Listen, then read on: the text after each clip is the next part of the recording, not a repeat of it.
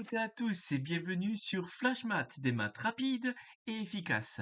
Alors aujourd'hui, nous allons nous intéresser aux grandeurs quotients et notamment comment convertir des grandeurs quotients. Alors on va commencer déjà par la grandeur quotient la plus célèbre et en tout cas celle qu'on manipule énormément, c'est la vitesse. Donc une vitesse, c'est une grandeur quotient, son unité est souvent en kilomètres par heure, mais aussi en mètres par seconde ou en kilomètres par minute ou en mètres par seconde, mètres par minute. Bon, voilà. Le principal, c'est, on se rappelle la formule, la vitesse est égale à la distance divisée par la durée. Donc là, si je reviens là-dessus, donc on va partir sur un exemple, on a 14,5 km par heure.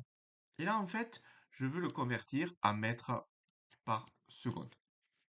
Comment je fais? Alors, bien sûr, il y a des moyens, il y en a certains qui se disent: «Ah oui, il faut multiplier par 3,6 ou il faut diviser par 3,6». C'est des méthodes qui sont employées dans d'autres matières là-dessus, mais surtout il faut comprendre pourquoi on multiplie ou on divise par 3,6 par exemple. Alors là, pour ça, je vais vous donner une méthode qui marche tout le temps et qui marche pour n'importe quelle grandeur quotient. Donc 14,5 km par heure, ça veut dire quoi déjà? Ça veut dire qu'on fait 14,5 km pour chaque heure, donc pour chaque 1 heure. D'accord? Donc ça signifie ça. Et donc là, maintenant, c'est là où il va falloir convertir, vu qu'on veut des mètres par seconde, on va convertir le numérateur en mètres et le dénominateur en secondes. Donc là, ça sous-entend aussi qu'il faut arriver à convertir les grandeurs usuelles, donc les longueurs ou même du coup les durées que vous avez vues depuis l'année de sixième, de toute façon, enfin même avant, hein, même en primaire, mais il faut arriver à convertir ça. Donc déjà, le tableau, je le rappelle, on a kilomètres, hectomètres, décamètres, mètres, décimètres, centimètres, millimètres. Et c'est pas un tableau, donc c'est un moyen de convertir les heures en minutes secondes. Donc on a heure, minute, seconde. Pour passer des heures aux minutes, on fait fois 60. Pour passer des minutes aux secondes, on fait fois 60. Et pour passer des heures aux secondes, on multiplie par 3600. Voilà. Donc ça, c'est ce qu'il faut maîtriser. Donc là, 14,5 km, donc je le place dans mon tableau, 14,5 km, je reviens pas comment on convertit dans un tableau, j'ai déjà fait une vidéo en lien avec ça. Et je le veux du coup en mètres. Donc ça veut dire que là, j'enlève ma virgule et je vais mettre ma virgule dans les mètres, je complète par des zéros, ça fait 14 500 mètres. Et 1 heure, ça fait combien de secondes? Mais pour passer des heures aux secondes, on multiplie bien par 3600. 1 fois 3600, ça fait 3600. Il suffit maintenant de faire le calcul 14 500 divisé par 3600. Hein, donc, vu que la fraction correspond à une division, on divise ça et on tombe sur environ 4.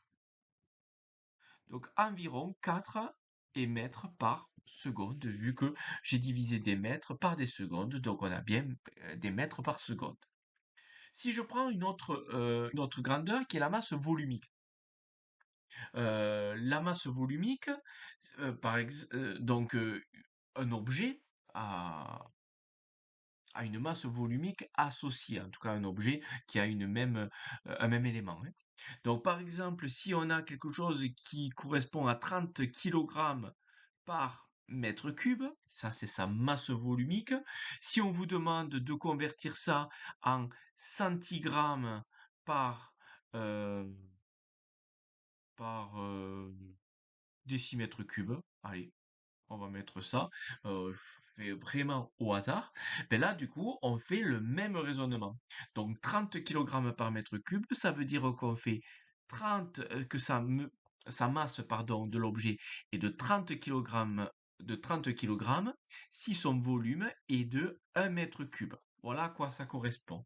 Et vu que vous voulez des centigrammes par décimètre cube, ben, au numérateur, on va avoir des centigrammes et au dénominateur, on va avoir des décimètres cubes.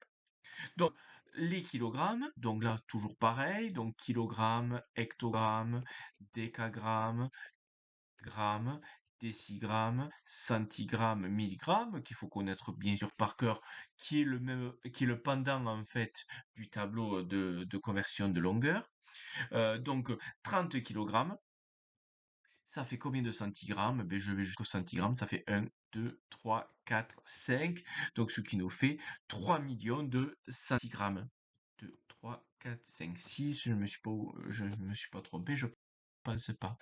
Et le tableau des volumes, donc on rappelle, on a mètre cube. Alors bien sûr qu'il y a aussi décamètre cube, hectomètre cube et kilomètre cube, mais moi j'ai besoin des mètres cubes. Mètre cube, décimètre cube, centimètre cube, et on pense que dans le tableau des volumes, il y a 3 colonnes par mètre cube, décimètre cube et centimètre cube. Donc, un mètre cube, ça correspond à combien de décimètres cubes? Ben, on va jusqu'à la fin des décimètres cubes. Ça correspond à 1000. Voilà. Et maintenant, il suffit que je divise 3 millions par 1000 pour avoir des centigrammes par décimètre cube. Donc 3 millions divisé par 1000, ça nous fait 3000.